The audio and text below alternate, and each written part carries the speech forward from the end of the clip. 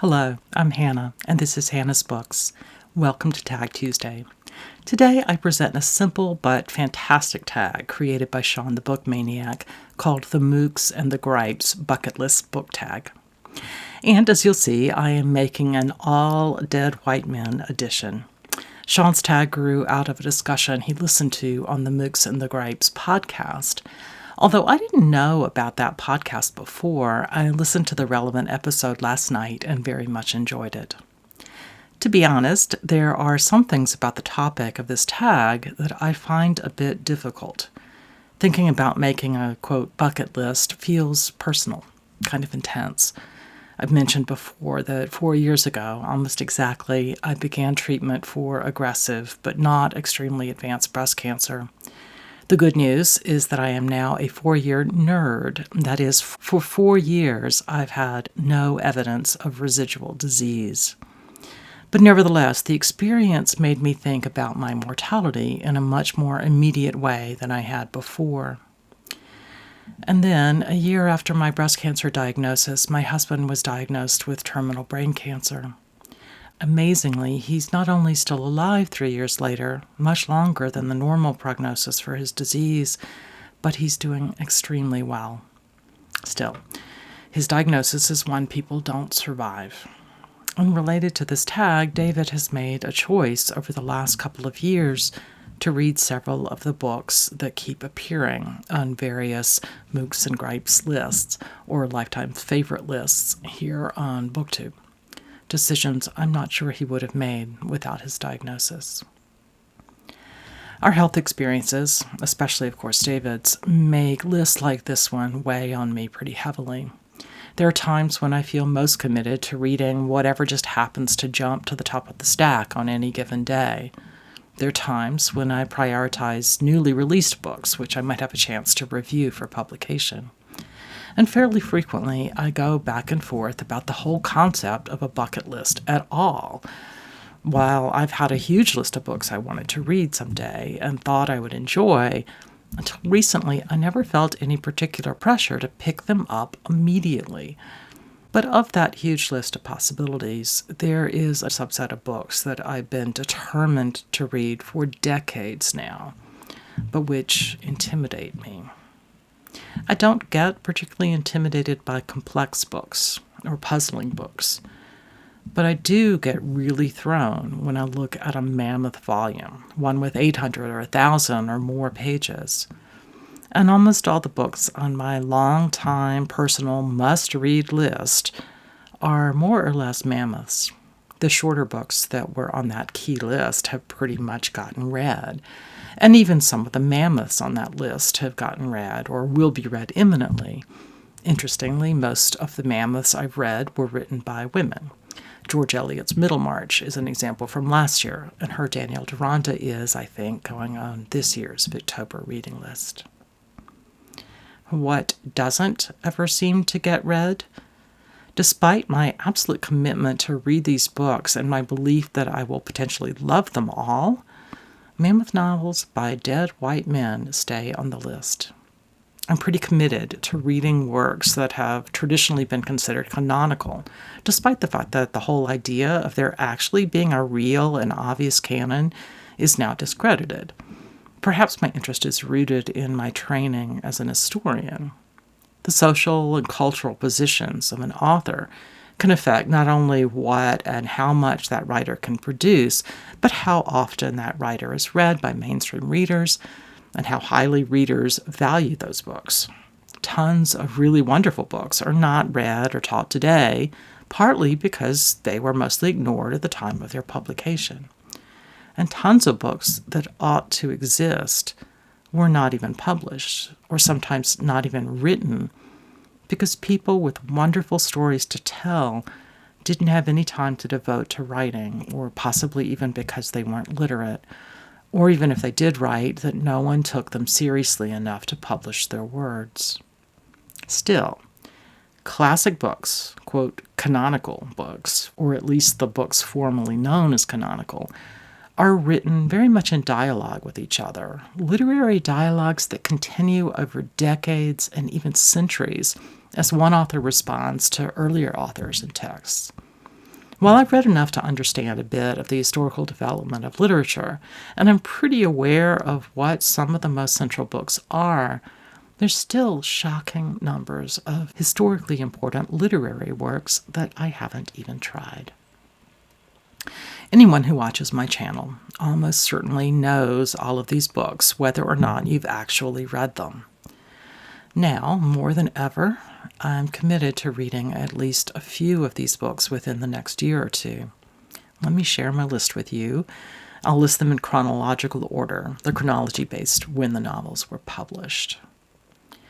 The first book on my list, published in 1862, is Les Miserables by Victor Hugo. I actually started this book several years ago after the Broadway hit, which I had not seen, and shortly before the movie came out. I know Nell at Gunpowder Fiction and Plot is interested in this book partly because of this Broadway connection, but that was not my reasoning at all. Although I know I'm a weirdo, I can't stand Broadway musicals. Still, I knew I would be asked to attend a showing of that movie version of Les Mis with my Broadway-loving in-laws when we visited them that winter. I decided I should read the book first, mostly so I wouldn't be stuck with images from the film intruding on my imagination as I read. For a variety of reasons, I didn't get very far before it was time to go to the movie theater. As expected, I hated the movie, possibly because I was somewhat committed to the idea of hating the movie, and my irritation made it all too easy to put the tome back on my shelf and pick up something completely different. Luckily, I've now forgotten everything about the movie, except for one scene that totally triggered my fear of heights. I think I might be able to pick it up again at this point. I've really loved Hugo's Hunchback of Notre Dame, which I've read a couple of times. I think Sandy at Miss Reads a Lot is in the same boat. And I believe Jordan Parsons listed it too. Maybe when they read the book, it will give me some extra motivation. The second book on my bucket list is Our Mutual Friend by Charles Dickens, published in 1865. Although I really enjoyed Great Expectations and Bleak House, I am just not the Dickens freak I always want to be. I think I'm often turned off by some of the caricatures he inserts into his novels. But I realize now, especially after Katie at Books and Things pointed it out, that Dickens' later novels might appeal to me much more than his earlier novels. And the earlier novels, in general, are the ones I've read. Both Our Mutual Friend and Dombey and Sons, very late Dickens books, are books that I can imagine changing my opinion about Dickens as an author a bit. And I really think I would have tried them earlier had I not been so intimidated by their lengths.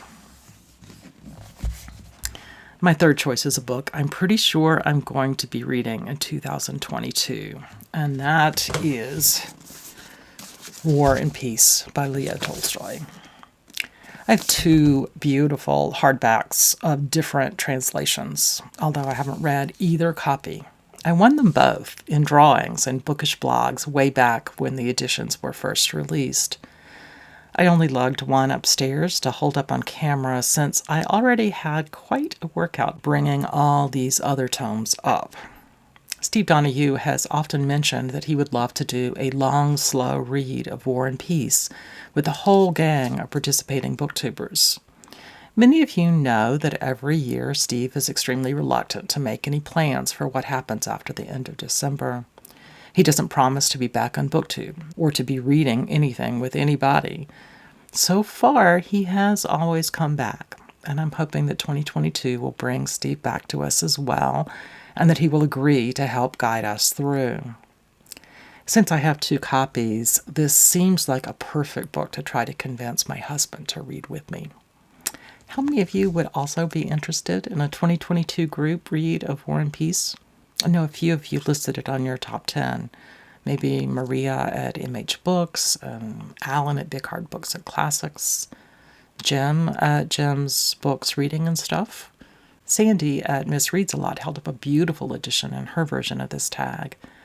And I think Brian at Bookish mentioned War and Peace as well, although not for his official list. Of course, if you're not new to War and Peace, but are up for a reread, we'd love to have you. Let's talk about how a War and Peace along might work best. I'll probably start thinking about plans and reaching out to folks perhaps in early November. One of my biggest questions is how slowly should we go through this one? There's something like 360 chapters, each of roughly 4 pages. Someone suggested reading a page a day for the entire year, but that might be too slow. If you're interested in participating or even steering this venture, please speak up with any ideas you have down in the comments or on Voxer or whatever. Another huge Victorian novel I really want to read is The Way We Live Now by Anthony Trollope. To be honest, I have read precious little Trollope, and I'm not certain The Way We Live Now will be the first Trollope I get to. But it is a massive tome I want to read sooner rather than later. The rest of the Barsetshire series might come first, though. Book 5 on my list is A Portrait of a Lady by Henry James. This is one I can't quite believe I haven't read. It's not quite as enormous as some of the others on the list, maybe just 700 pages or something. But for some reason, I find it just as intimidating. My mother loved it when she was young, and I've enjoyed James' shorter work quite a bit. In addition to A Portrait of a Lady, I'm especially interested in reading his novel The Bostonians, too, and that might come first. Okay, next up is Buddenbrooks by Thomas Mann, published right at the beginning of the 20th century, or possibly The Magic Mountain, written a couple of decades later. I'm a big fan of family sagas, so Buddenbrooks seems like a great one for me. When I was watching the various BookTube takes on this tag, I was pleased to see that A.J. Dunn listed it as well. I think both Sean the Book Maniac and Jim's Books, Reading and Stuff, listed The Magic Mountain, and Lukash at Cruel Reader's Thesis listed yet another of Mann's novels. Of course, many people in BookTube have shared their love of Mann. Don't miss Sonia's amazing discussion of her recent reading of The Magic Mountain over on her channel, An Enthusiastic Reader. Definitely inspiring. The 7th book on my chronological list appropriately has 7 volumes. Proust's In Search of Lost Time. Steve Donahue will be rereading all of Proust during October, and I think I'll join him for just the first volume, as I suspect many people might, given how many of you put this on your bucket lists. My husband just finished Swan's Way recently, and I'm really looking forward to getting to talk about the book with him. I'm also intrigued by the idea of making madeleines to eat while I read. I don't intend to read the rest of the volumes right away, but I do want to get at least a taste. Up next is something I don't own, the USA Trilogy by John Dos Passos. Technically, this really is 3 separate novels, the first of which was published in 1930, entitled The 42nd Parallel. My father wrote his first dissertation. Yes, he has 2 PhDs, which is a long story for another day, about John Dos Passos. I know Brian at Bookish and Jack at Rambling Raconteur have recently been reading the trilogy, and I've quite enjoyed hearing what they've been saying. Number 9. I think I would like to pick up Life and Fate by Vasily Grossman, a book written in 1959 but not published until 1980, if I'm remembering correctly. I know far less about this book than many of the other books on the list, but the idea of a 20th century war and peace sounds like a fascinating follow-up to a reading of Tolstoy. Everyone I know who has read it completely raves about it, and I was thrilled to see that Lukash at Cruel Reader's Thesis also has Life and Fate on his list. I'm looking forward to hearing what he thinks about it, assuming he gets to it before I do. And finally, my 10th bucket list tome is Lonesome Dove by Larry McMurtry, written in 1985. I've been really skeptical about this novel for some time, despite the fact that everyone I know loves it. What actually pushed me over the edge and convinced me to add it to my must-read list is kind of a funny story. Shortly before Christmas last year, one of my Twitter acquaintances, who's a very well-read literature professor, offered to send out handwritten Christmas cards with personalized reading recommendations. He asked each of us to name a couple of books we had recently read and enjoyed. I told him that I had just read George Eliot's Middlemarch for the first time, and that it had rocketed to the position of one of my favorite books ever. I asked if he could recommend a 20th century text that was similar in some way. And what did he name but Lonesome Dove? I immediately acquired a copy, but somehow still have not picked it up yet. I saw this morning that Sandy of Miss Reads a Lot listed it on her top 10 as well, and I can't wait to see what she thinks. So that is my Dead White Men Major Tomes list for a variety of reasons. One, just because I'm no longer, 28 years old, as St. Donahue is, I'm increasingly aware of how little time to read I have left in my life. I really want to prioritize some of these books, mammoth both in size and in reputation, and commit to read a few of them this coming year. I'd love to hear your thoughts about which ones I should prioritize most highly. I'm not absolutely promising to read whichever books win, because my choices among these might be based on what BookTube events or in real life reading events might help support my reading of these novels. But I'll definitely listen carefully to what you have to say. Well, before I sign off, I want to tag a few people. I know a whole lot of people have already been tagged, so please forgive me if I'm duplicating here. I'll tag Sarah at Hardcover Hearts, Claudia at Spinster's Library, Kim at Middle of the Book March, Jack from Rambling Raconteur, Amy at Amy's Dusty Bookshelf, Catherine at Taking Tea with Catherine, and Courtney Farrader. These are all amazingly well-read booktubers. So, here is to picking up the books that both inspire us and scare us. Thanks for listening today, and for offering your input and thoughts, and possibly your votes. See you soon, here on Hannah's Books.